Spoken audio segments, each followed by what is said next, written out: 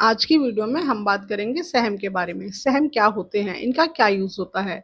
लेकिन उससे पहले मैं उन सभी लोगों को धन्यवाद कहना चाहूँगी जो भी लोग मेरी वीडियो देखते हैं, लाइक करते हैं, शेयर करते हैं और कमेंट्स करते हैं। चलिए हम अपने टॉपिक पर आते हैं।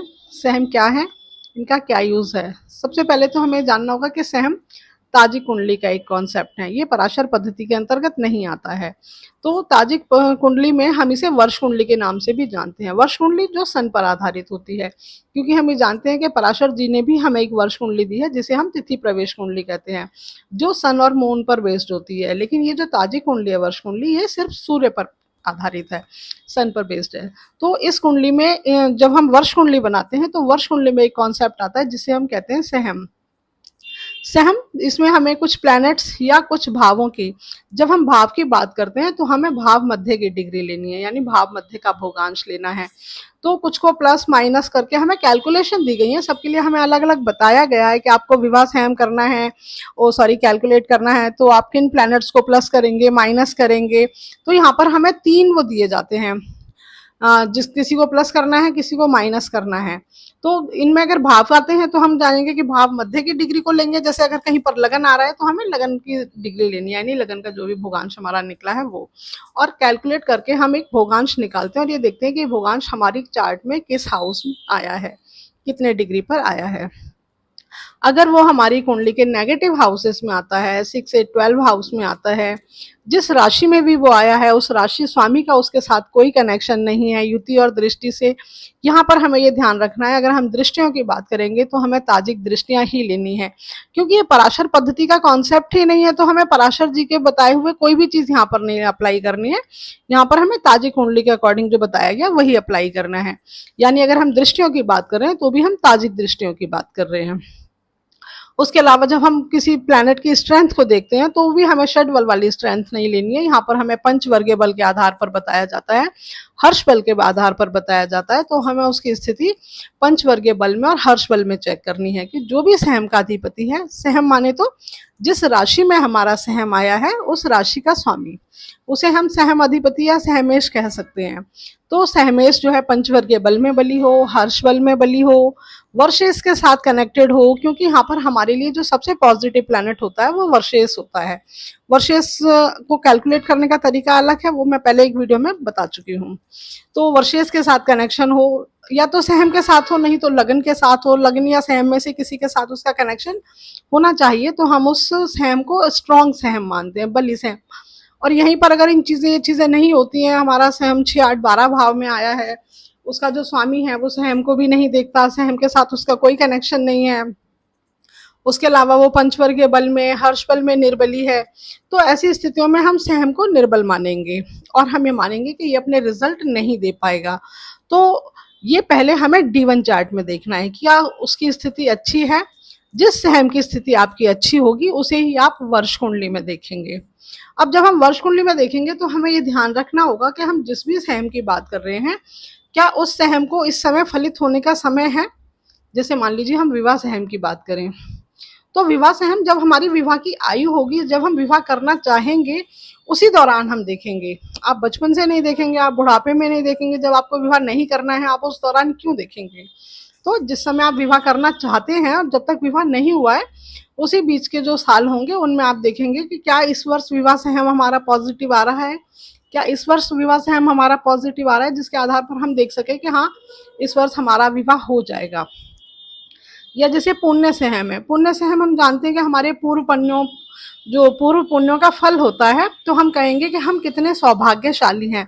ये सौभाग्यशाली देखने के लिए हमें पुण्य सहम कैलकुलेट करना होता है। ये मैं एक एग्जाम्पल के माध्यम से अभी बता दूंगी कि किस तरीके से हमें इसे कैलकुलेट करना होता है, लेकिन पहले हम इसको समझ लेते हैं। तो पुण्य सहम हमने कैलकुलेट किया, पहले हमने अपने D1 चार्ट में देखा, D1 चार्ट में हमने उसकी स्थिति पॉजिटिव देखी।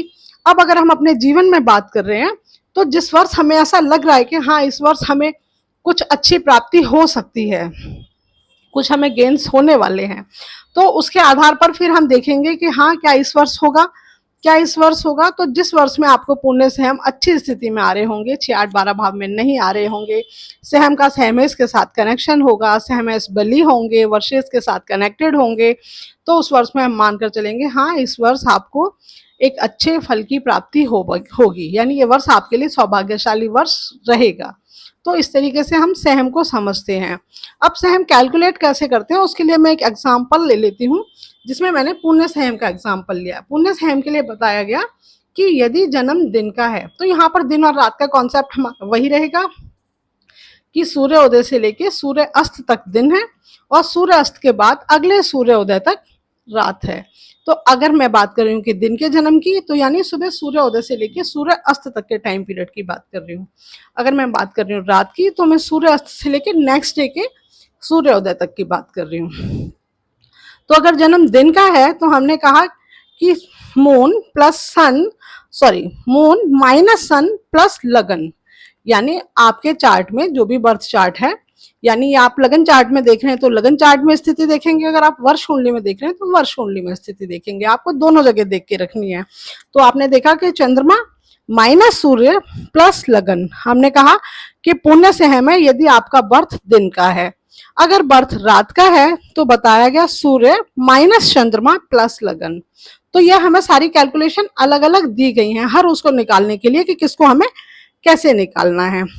तो यहाँ पर हमने ये नोट कर लिया। अब जिस चार्ट की मैंने बात की जिसमें मैंने कैलकुलेशन ली है वो जन्म दिन का है, तो उसके आधार पर हमने नहीं सॉरी रात का है, इसलिए सन माइनस मून किया है और प्लस लगन किया है।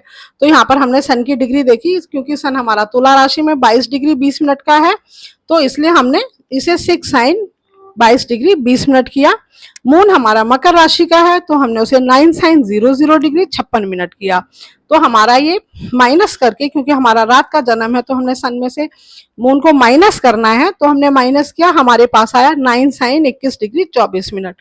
ये यहाँ पर 9 साइन इसलिए आया है क्योंकि हम ये जानते हैं कि जब हमारे पास जो जिसमें से हमें माइनस करना है, यदि उसके साइन हमारे कम होते हैं और जिसको माइनस करना है उसके साइन ज्यादा होते हैं, तो हम उसमें 12 साइन ऐड कर देते हैं। तो 12 साइन ऐड करने पर ऊपर 6 साइन की जगह हमारे पास हो गए 18 साइन। तो 18 साइन में से हमने 9 साइन माइनस किया तो हमारे पास आ गया 9 साइन। तो इस तरीके से हमें इसे माइनस करना है। उसके बाद फिर हमें प्लस लगन बताया गया है, तो हमने लगन को प्लस किया। लगन हमारा है 5 साइन 4 डिग्री 42 मिनट, यानी कन्या लगन है हमारा। तो कन्या लगन में हमने 5 साइन ले लिया उसको। उसके बाद हमने उसे प्लस कर दिया, जो कि हमारे पास आया 14 साइन 26 डिग्री और 6 मिनट। अब क्योंकि 14 होता नहीं है, 14 साइन हमारे चलते नहीं है, तो हमने इसमें 12 साइन माइनस कर दिया, तो हमारे पास बचे 2 साइन, यानी 2 साइन यानी मिथुन राशि में। तो हमने कहा कि मिथुन राशि में 26 डिग्री 6 मिनट पर हमारी कुंडली का पुण्य सहम आया है। अब हमें देखना होगा कि मिथुन राशि हमारी कुंडली के किस हाउस में पड़ती है। तो हमने देखा कि जो मिथुन राशि है वो यहाँ पर 10th हाउस में पड़ती है, क्योंकि कन्या लगन है तो 10th हाउस में मिथुन राशि आई, तो हमने कहा उसकी प्लेसमेंट अच्छी है। अब हमने देखा कि क्या जो सहम अधिपति हैं उनकी सहम पर दृष्टि है, तो हम ये जानते हैं कि हाँ 3, 5, 9, 11 की दृष्टि पॉजिटिव दृष्टि मानी जाती है। तो यहाँ पे जो मरकरी हैं वो 2nd हाउस में प्लेस्ड है, जो कि सहम के अधिपति कहलाएंगे। तो हमने कहा हाँ वो मित्र दृष्टि से सहम को देखते हैं। अब यहाँ पर उनकी मुझे वर्ष पंचबल में नहीं स्थिति पता है, हर्ष बल में, पर वो आप जो अलग से बताए गए हैं किस तरीके से कैलकुलेट करने हैं, उसमें आप चेक कर सकते हैं कि जो इनकी अधिपति की स्थिति है वो कैसी है, और इस चार्ट में वर्सेस कौन होंगे तो वर्सेस के साथ उसका कनेक्शन कैसा है। तो हमने देखा कि हाँ ये स्थिति पॉजिटिव है।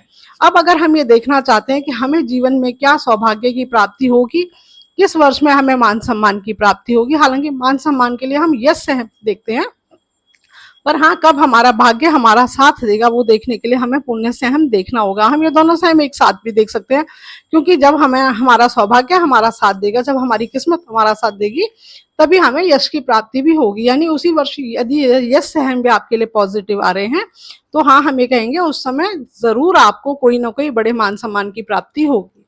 फिर आप इसी तरीके से वर्ष कुंडली में देखेंगे। यहाँ हमें ये चीज ध्यान रखनी है कि जिस तरीके से मैंने कहा कि मिथुन राशि में आया है, क्योंकि 2 साइन आया है, अगर यहाँ पर एक चीज कैलकुलेट करनी होती है, जैसे हमने ऊपर नाम दिया है ABC, तो हमें बी से शुरू करना है, फिर सी और फिर ए। अगर इस तरीके से हमारी कुंडली में प्लेसमेंट है तब तो हमारा ये यही रहेगा। ठीक है, जैसे एग्जाम्पल के तौर पर हमने ये कहा कि यहाँ पे बी है चंद्रमा, क्योंकि हमारा रात का जन्म है, तो हम देखेंगे कुंडली में चंद्रमा कहाँ है। तो हमने चंद्रमा देखा कि 5th हाउस में है।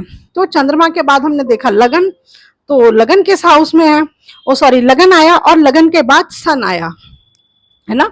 तो चंद्र के बाद लगन है और लगन के बाद सन है। तो अगर यही चीज है, कंडीशन यही आ रही है, तब तो हमारा यही रहेगा, यानी जैसे 2 साइन आया है मिथुन राशि में, यही रहेगा। लेकिन यदि अगर हमारा लगन की जगह मान लीजिए सन के बाद सॉरी मून के बाद सन की प्लेसमेंट आ जाती, यानी लगन से पहले सन आ जाते और फिर लगन आता, मान लीजिए सन यहाँ पर 6 हाउस से लेके 12th हाउस के बीच में हो जाते, तो फिर हमें यहाँ पे 1 साइन ऐड करना पड़ता। तो फिर यहाँ पर ये मिथुन राशि में ना होकर ये कर्क राशि में हो जाते। तो ये कैलकुलेशन हमें ध्यान रखनी है कि ये कर्क, तो कहाँ पर हमें 1 साइन ऐड करना है। जब हमारा बी से हम शुरू करेंगे, बी के बाद सी आए और सी के बाद ए आए, तब तो हमारा वही रहेगा। लेकिन अगर बी के बाद ए आया और ए के बाद सी आया, तो हमें यहाँ पे 1 साइन ऐड करना होगा। तो ये सहम का कॉन्सेप्ट है। इस तरीके से हम ताजी कुंडली में देखते हैं। हमें यश सहम देखना है, हमें रोग सहम देखना है, और इसी तरीके से जैसे यहाँ पर हमें बहुत सारे अशुभ सहम भी बताए गए हैं, जैसे रोग सहम, मृत्यु सहम, शत्रु सहम।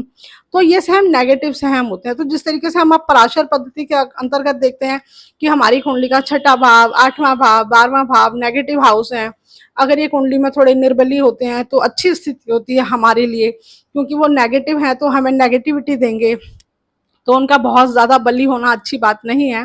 सेम इसी तरीके से हमारे जो नेगेटिव सहम है, जैसे रोग सहम, मृत्यु सहम मैंने अभी नाम लिए, तो अगर ये सहम भी हमारी कुंडली में निर्बली होते हैं, यानी 6, 8, 12 भाव में होते हैं, पीड़ित होते हैं, तो ये कहीं स्थिति कहीं ना कहीं हमारे लिए पॉजिटिव इंडिकेशन है।